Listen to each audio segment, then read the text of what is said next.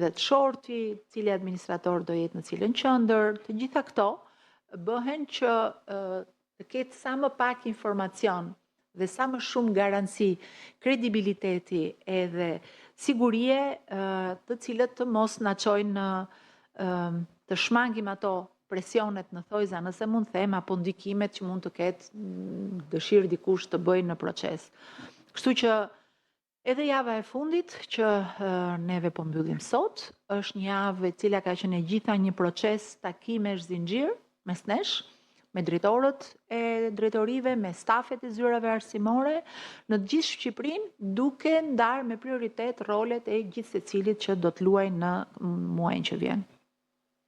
Mesazhi ka qenë i njëjtë. Do të jemi strikt dhe asnjë tolerancë në zbatimin e rregullores së maturës shtetërore, të cilën po e komunikojmë në të gjitha format e mundshme nëpërmjet gjithë kanaleve. Kemi pasur dhe kemi vendosur që në dhjetor, kur bën këtë rregullores, që thash, një ashpërsim të rregullave,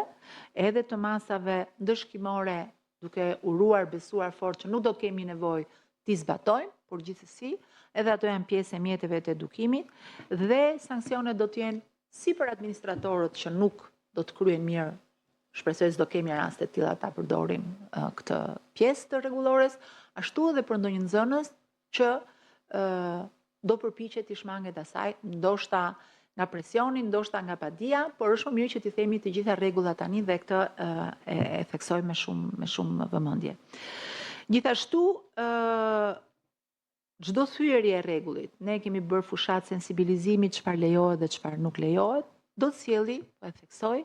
çdo thyerje e rregullit gjatë procesit të provimit nga maturantët do të sjellë automatikisht përjashtimin e nxënësit nga procesi i provimit të maturës. Kjo duhet të jetë e qartë, që për asnjë arsye nuk duhet rrezikuar. Është një kosto që unë uroj dhe besoj që s'do të kemi nevojë ta marrë askush. Kërkoj këtu bashkëpunimin tuaj në përcjelljen e këtyre mesazheve, sepse jo vetëm si gazetar, por edhe si qytetar, edhe si besoj familjar të shumë maturantëve që mund t'i keni në fisin e familjen tuaj.